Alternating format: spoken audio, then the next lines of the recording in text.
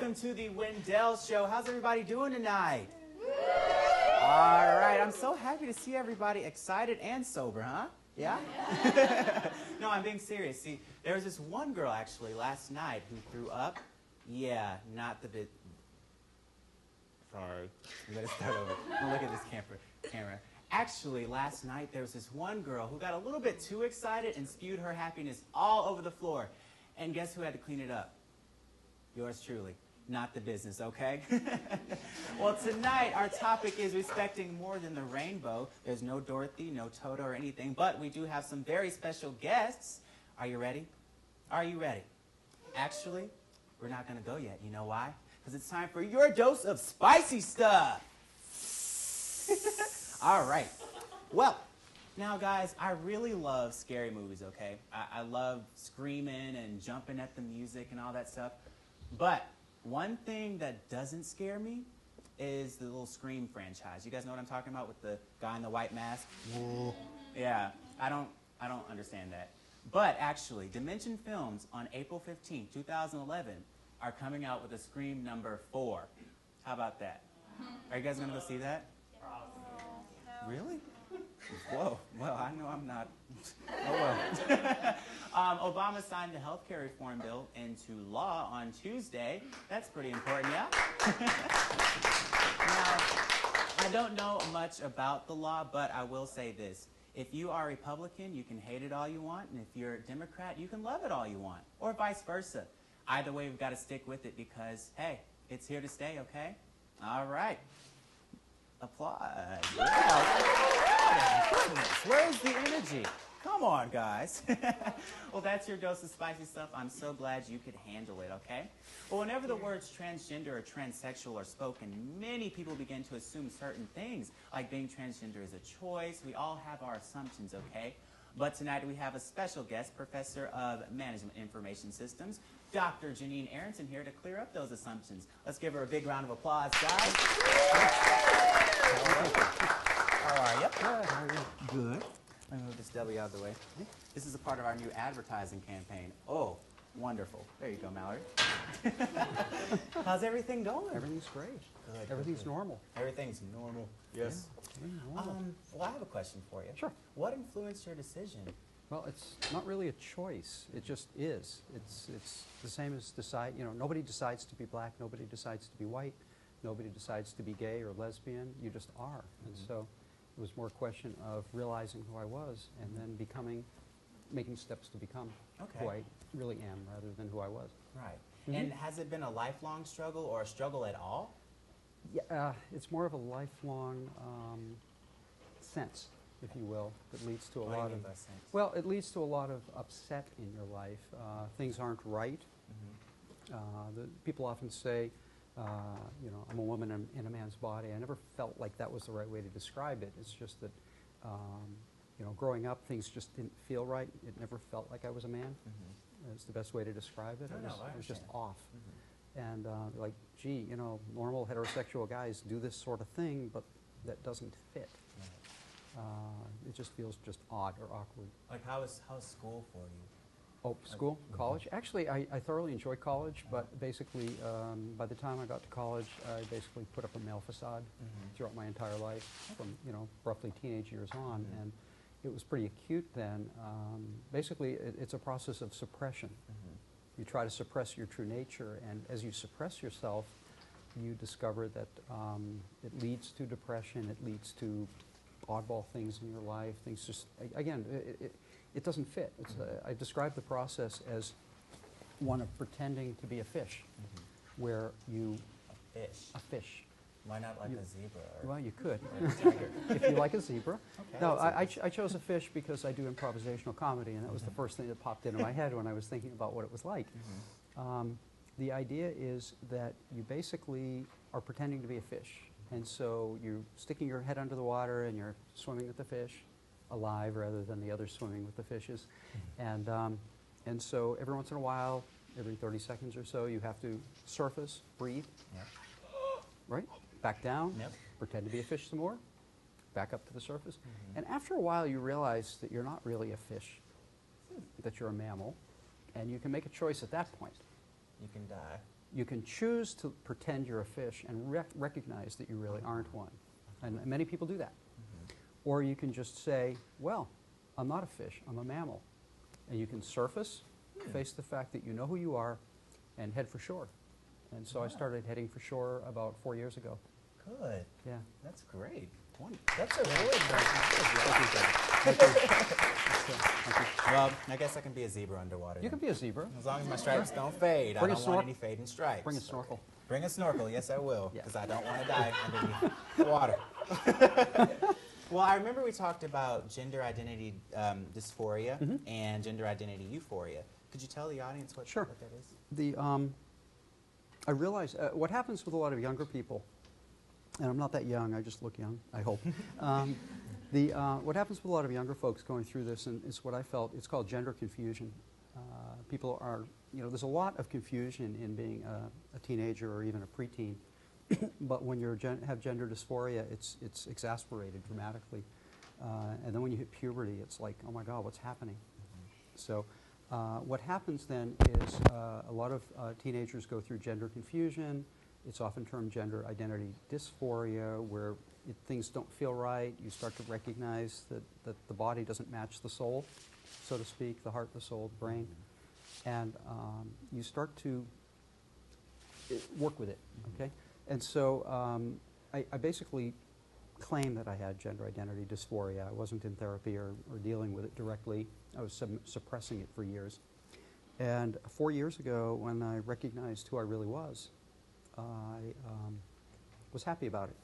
And I would call that the point of having gender identity euphoria, which I coined that term. I don't know anyone else who's ever used it.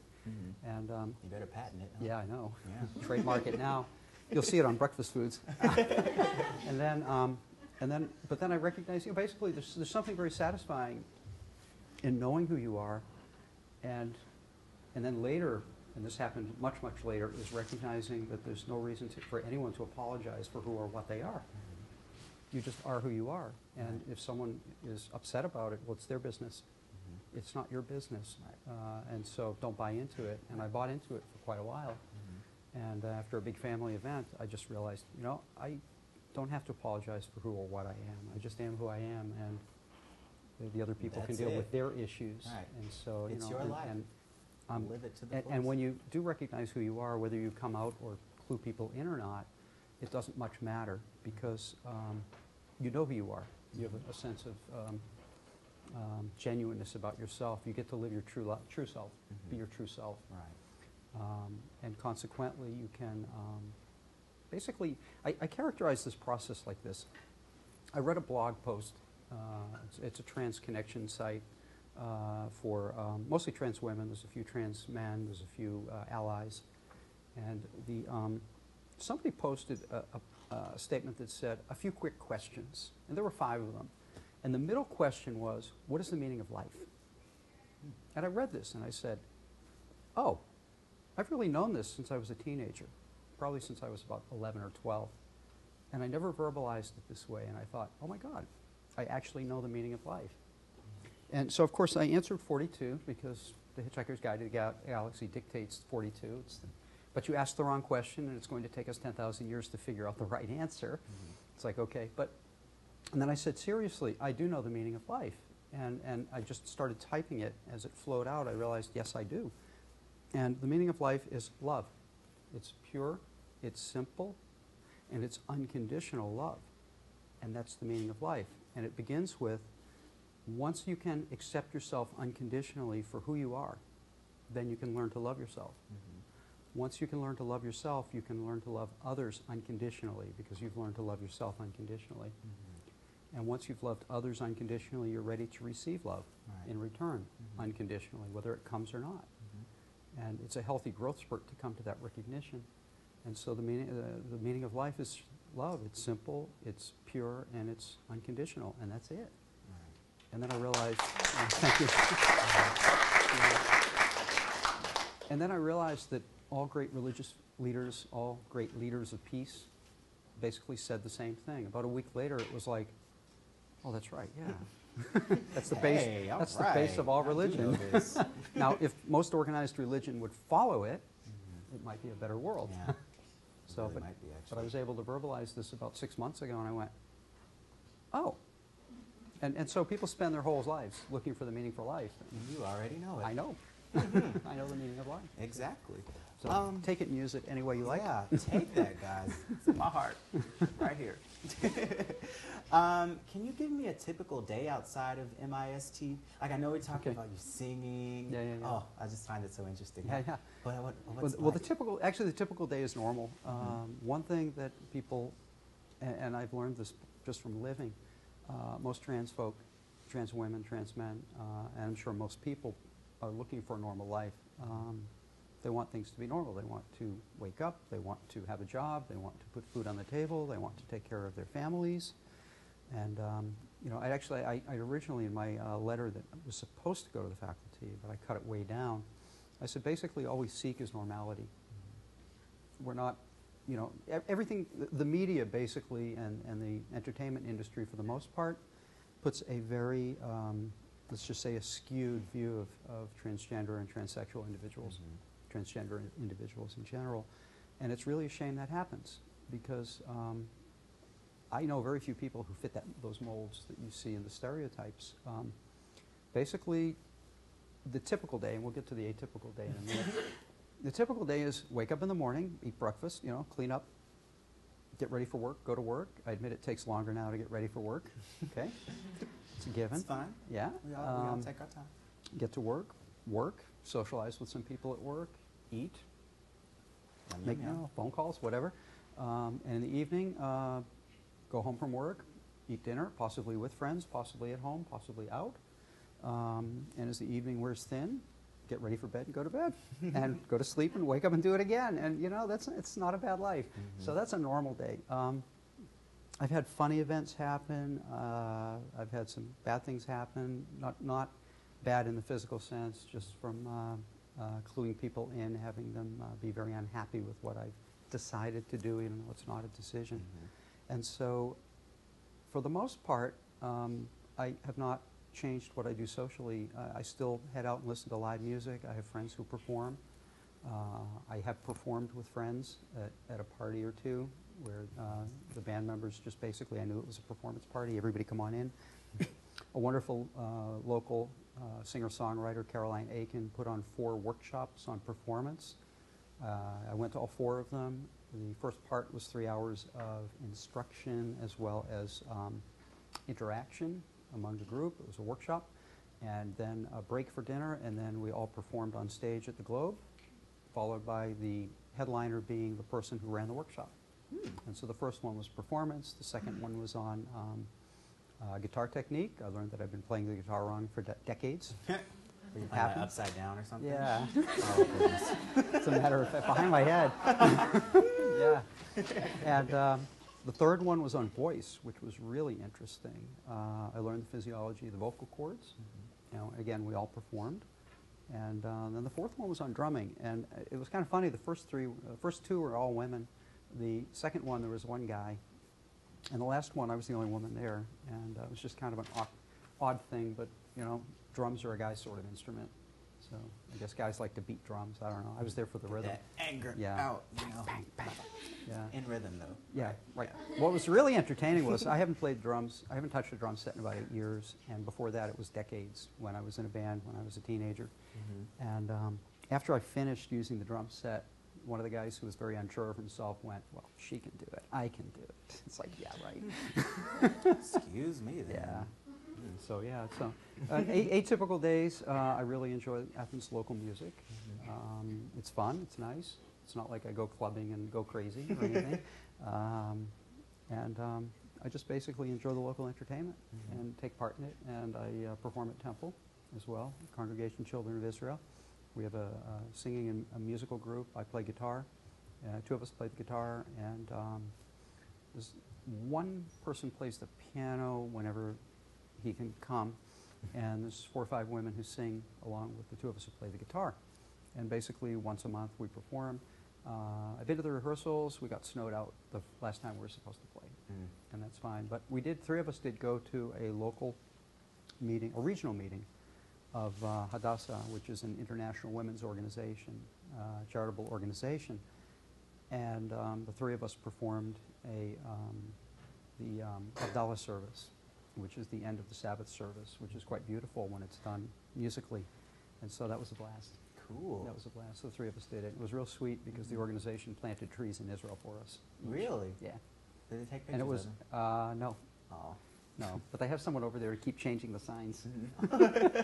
That was really sweet. When someone gives me who knows me from my past life, will hand me a certificate with my new name on it. It's just really, it's like, oh, thank you. It's like It it really really does needs mean something. something. Yeah. Does anyone have any questions for Dr. Janine? Yeah. I don't want to. If I'm offended, I will tell you. They're real. They're real. Sure. Did he? No. Goodness. This is the effect of estrogen. Estrogen will grow these things, as most women know. Breasts, estrogen makes breasts grow. That's one of the things it does. Yeah. Yes, work it. Yeah. Oh, okay. Hey, I have a question. Sure. Well, obviously it's not much, but I know a lot of people who go through changes. They like to have a rock or somebody to look up to, such as a role model. Do you Can you have speak a role up a little bit? Oh yeah, of course. Sorry. People who go through changes, they have a role model who went through those changes as well. Do you have a role model in the transgender community? I wouldn't say one. I have a lot of heroes in the transgender community. We're a small group relative to a lot of minority groups, and yet I got to know, I don't know, a couple hundred people back in September at a conference, but I've been online with people for a while. And when they met me, they went, oh my God, it's you. It's so nice to meet you because you helped me with this and helped me with that. Because the minute I connected online with people, I was getting advice from people, but also helping people. And I felt a strong need to give back to our community because I know what it's like to be out there by yourself. It's a very lonely process. I didn't mention that up until I came to a point of acceptance, I felt like I was alone in the world in this regard. And so when I started reaching out to the community, I started to meet people exactly like me. And so we were basically on the same wavelength. So there's no particular role model. There's other people who've been there with me and before me and after me. And the Southern Comfort Conference, which is the one I went to in September, I met so many people. Actually, breakfast was the most fun part. When I handed my card out, someone did go, oh my God, you're Janine, Elise. And I was like, oh, you're Jamie. Oh, you're Arlene. And these are people who I'd say I consider them heroes and heroines. And there's some heroes in there too. And in the process, the theme of the meeting was heroes. And I started to realize that all the people who were there were basically my hero, or heroine in most cases.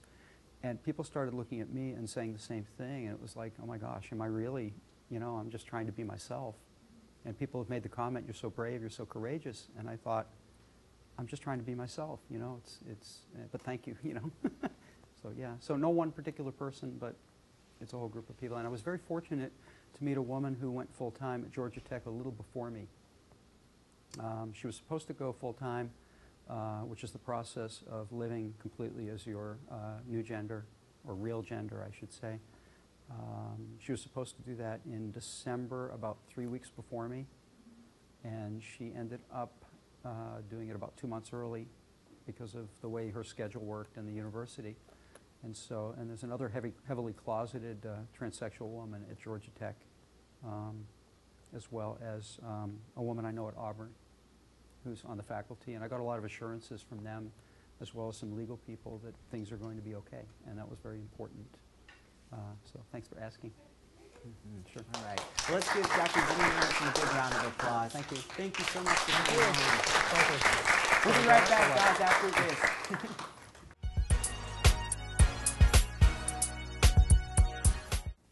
In grade school, we were called lots of names, or rather, we called a lot of people names. There's the teacher's pet, the promiscuous little nasty, yeah. And then the ridicule of LGBT youth, which can be very prevalent. However, despite the ridicule, there can be positive experiences for LGBT youth. Here to expand on both positive and negative experiences are Dr. Corey Johnson and Dr. Annalise Singh. Let's welcome them, guys. Oh, I'm so sorry, I forgot. goodness, you're also directors, not just doctors. They directed a wonderful documentary called Collective Memories of LGBT Youth in High School. Now, let's give them a big round of applause. Yeah. Welcome, guys. Thanks for having us. Of course, anytime. Now, what started this idea of the documentary? Well, Annalise and I are colleagues in the Department of Counseling and Human Development Services, and we were both working in areas of LGBT youth or identity development, and we were looking for ways to collaborate. And one day, Annalise got a phone call. You want to tell them about the phone call? I'm not sure which phone call you're thinking. The one of the school counselors in Athens, Clark County? Yes, not a fun phone call to think about, actually. It was a phone call from a school counselor in a local Athens, Clark County school, and she was asking for some resources because there was a gay teen in high school who was walking down the street, and he was beaten up by some folks, some of his peers. And the very next morning, this happened in the evening, the very next morning he had to ride the bus with those same people who abused him. So it was a major problem that we see nationally, and here it was in our community in Athens. So we felt like that was something we wanted to address. So we wrote a grant to the Vice President for Public Service and Outreach with some plans of not only collecting information on the positive and negative experiences of LGBT youth in high school, but also to start some training programs, and then, of course, eventually to produce the documentary. Mm-hmm. Cool, all right. Now, how prevalent is violence and ridicule in high school for LGBT youth? Like clearly, it's quite prevalent, actually. Well, I think the more important question is how often are people hearing anti-gay, anti-transgender, anti-queer epithets in school? It's many times a day. The statistics show that you don't even have to be queer or transgender to hear that so gay, faggot, dyke, lots of different things. So anytime you step out of any type of gender box or any type of box at all, you're at risk for some type of verbal abuse. But in terms of physical abuse and verbal abuse towards gay and transgender youth, you're talking about 50%. So the emotional and the verbal abuse is much higher, but it's a serious, serious problem in our schools. It is very serious. Like, I remember in high school, there's something we used to say, like I think you said it, like, that's so gay. Yeah. And they would be the equivalent to something that's so stupid. Right. Yeah. And like, I was like, wait, gay and stupid don't mix. Right. But all right. Yeah. If that's what you guys want to say, then. Yeah, and the implication there is that there is something wrong or there is something bad about being queer or transgender. Right. So, yeah. And there's nothing wrong because There's it's just you absolutely nothing wrong with that. Right. Is there any personal connection to the documentary?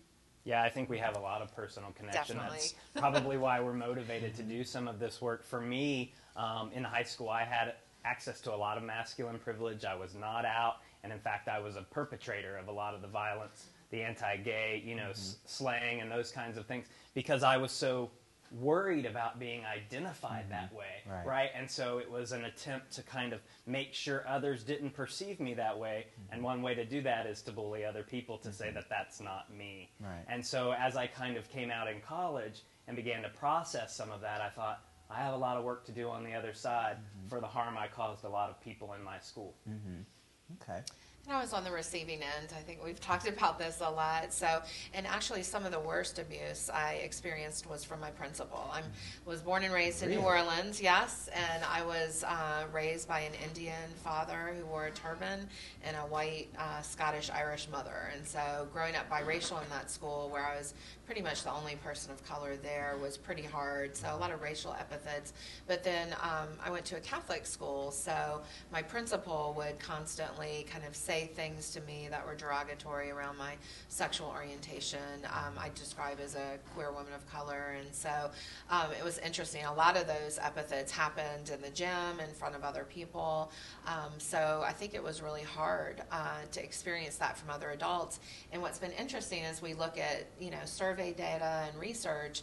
That's often what you find in schools, that some of the worst abuse comes from teachers, counselors, administrators, people people who actually either stand by and don't do anything or who actively participate. And they're supposed to be helping Right. you, Right. Yeah, and That's- unfortunately, this happened right here in Georgia in Clayton's county school system. There was a high school teacher that actually put out a hit, quote unquote, on a gay student, paid $50 to one student, high school student, to quote unquote put a hit. You can translate that on another student, and he was Really? just fired recently. Yeah. Well, good. Yes, I'm glad definitely. he was fired. Yeah, so. Most I didn't clap for that. Man, and then like in Mississippi with the lesbian Yes. teen, they canceled Yes. prom. Yeah. Yeah. Oh, that's horrible. Have you guys heard about that? Yeah, that's really, that's horrible. And it's horrible, but at the same time, on the other side of that, we see a lot more youth advocating for themselves, standing up for themselves, and Right.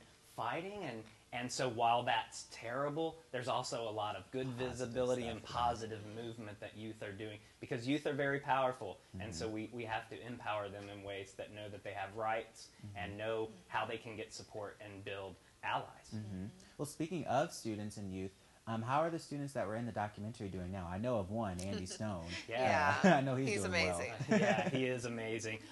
You know, Shauna Brooks went to Vancouver and is working on building an activist-oriented career in Vancouver. Nicole is still here on campus, Nicole Blue, and she's very active in Lambda. I think she has like 6 or 7 positions She has there. a haircut now, yeah? Yeah, she Right? does. Yeah. Yeah. I think she's doing a lot of bisexual activism. Yeah, Joe was a student in Emory, and he's still very active there. He's about to graduate and go on to Right. dental school, right? Yes, Yeah. yes. So, I mean, all of them are doing some pretty amazing things, but there was no doubt in our minds that they would after, you know, taking the courage to share their stories, Right. not only with us in the research project, but also in the documentary itself. And speaking of the documentary also, what's the exact message of the piece? Is there a message? Do you think there is one? I think there is. Georgia is the perfect place to do this work. We've got to do it. I mean, in some ways, we're ground zero for doing positive work around this issue. I think around the nation, Georgia is seen as quote unquote backwards, as quote unquote the wrong place to do this. But I think because we've got long traditions of civil rights and liberation movements, we can do this work and we can do it really well. Right. But the truth is, we have to be able to talk about faith traditions, how we treat each other, what it means to treat each other with love, and as Dr. King said, to build a beloved community. Right. So I think that's truly the message, and that people are being creative in terms of how they are resilient as LGBT youth. And one of the things we really wanted folks to talk about is what worked for them, like what supported them. Because if we can do more of that, we can change Georgia. And so I We think can change. you are so right. Yes, yes. Well, and one of our favorite parts of the film is Nicole says, you know, it was just one teacher with a knowing smile that made my whole year. And that, you know, that's one of our favorite quotes in the film, because what it says is a teacher, a school counselor, a parent, anyone can just make one small gesture towards someone who's struggling, and it means the world to them. I remember, I think it was Nicole.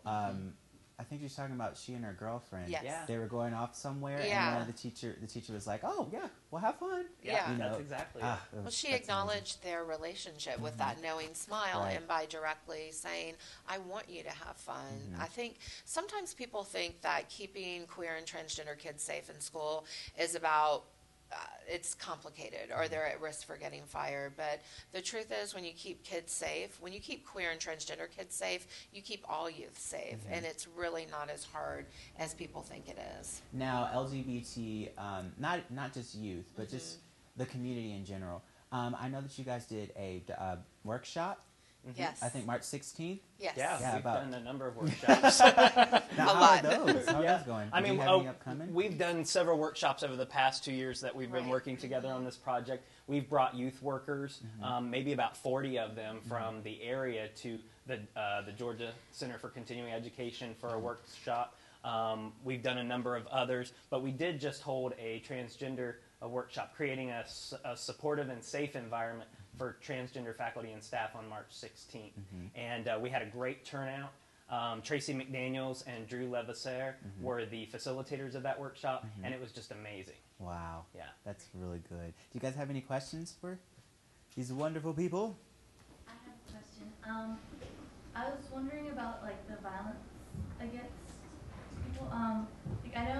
Georgia, there's no hate crime against, the LGBT community. And I was wondering if you think there's a need for it, or you know of any sort of movement towards making it a hate crime? So what you're referring to is there are no state protections for, in some ways, sexual orientation and gender identity expression as protected or what they call enumerated categories. Right now, things like sex, race, ethnicity, disability, those are protected categories. And so right now in the Georgia State House, the Golden Dome, they're looking at legislation looking at adding some of those categories to protect bullying behaviors. Now, those constantly get taken out of the legislation, so right now what's before the state capitol is really just nothing about gender identity expression and sexual orientation. So it's a place where we still have to do a lot of advocacy, but what we've decided to do is work at the county level. So for instance, in Cobb County, we're working with them to get gender identity expression and sexual orientation as enumerated protected categories. But you're right, it's still, we have a ways to go. We really do. Anyone else? Right there. It seems like you're kind of saying that, like, in the schools, it's less about rules and policies and more about the individuals that actually would be better for the students. So would you say that, like, what would be the best way to educate people on what you would say are the I'm not sure, the truth about LGBT or something like that? I'm not sure I understand the question. What do you think the best way to educate, like, individuals at schools to help the students out when, you know what I mean? Yeah, I do. Annalise usually says it best when you've got to start with love. She frequently opens with that, and so that's where you've got to meet people. And so regardless of what kind of training that you have, what kind of fear you might have around language, it really starts with a relationship built on love and protecting that youth and trying to understand how that you can support them. And sometimes that means going away and getting additional resources. Sometimes it means pointing the youth in directions that are supportive. But at the end of the day, it's listening to the challenges that youth is facing and saying that you're there to help because you love and care about them. Mm-hmm. Does that answer your question? Well, and I really like your question, too, because I think you're asking what specific strategies we need as well in terms of education. And we've got to fold LGBT issues into our curriculum. We have to have administrators who have knowledge. And that means we actually have to talk to each other. So we've got to start with love. We've got to get those resources. But then we've got to intervene. I mean, the statistics say that youth are hearing these things all day long, whether or not they're queer and transgender. So why are people not being active bystanders? I mean, youth themselves have been really active. In Canada, have you heard about the pink shirts movement? There was a Canadian school. There was a freshman high school student who wore a pink shirt to school. He was bullied. You can imagine he was called faggot, lots of different epithets. And two seniors heard about it. They got on Facebook and MySpace, and they started a movement overnight to have everyone wear pink shirts the next day to school. And you can imagine the power of youth activism is pretty incredible. And I think in schools, sometimes it's just about educating educators to, as you were saying, Corey, to listen and to really ask them what type of school they would like to have. And I can guarantee you it's not going to be a school where those epithets exist. Mm-hmm. Wow. Isn't that powerful? Yes, it yeah. is. In a day? In a day. I mean, I know people like to, probably my generation and older, like to hate on Facebook and MySpace, but I mean, that's works. A powerful tool of activism. Yeah. Because at 3 o'clock in the morning, I still have like 160 people online. There you go. Well, thank you guys so much for dropping by. Thanks for having us here. Now, where can these guys get a copy of your documentary? Well, that's the other thing we didn't get a chance to talk about. As a result of this collaboration, we've started Georgia Safe Schools Coalition. Mm-hmm. And so you can go to www.georgiasafeschoolscoalition.org. Mm-hmm. And we have all kinds of resources there for educators, for teachers, for parents, and there's also the order form for the DVD and those kinds of things. And one more thing is we have so far put this resource binder along with the DVD in 250, 300 schools in the state of Georgia. And so along with the DVD, the curriculum guide, and the resource binder, this is making a difference in the state. Yeah, that deserves a hand clap right there. Really good job. Man, that's really great. Yeah. I love it. All right, well, thank you guys so much again. Thanks for having us. Of course, anytime. Well, guys, thanks again for coming on the Wendell Show. You know what? I actually feel like giving something away. I was looking at these 2 great deals at these cool restaurants in Athens, and I want you guys to have those can't even talk. Have those deals, okay? So everyone gets, you ready? Coupons! Woo! You get a coupon, you get a coupon, and you get a coupon, all right? All right, you can get your coupons after the show. But hey, you at home, stay tuned for the next Wendell Show. We'll be shooting on April 8th right here in MLC 213 at 8 p.m. See you then. Bye. Yay. Wendell.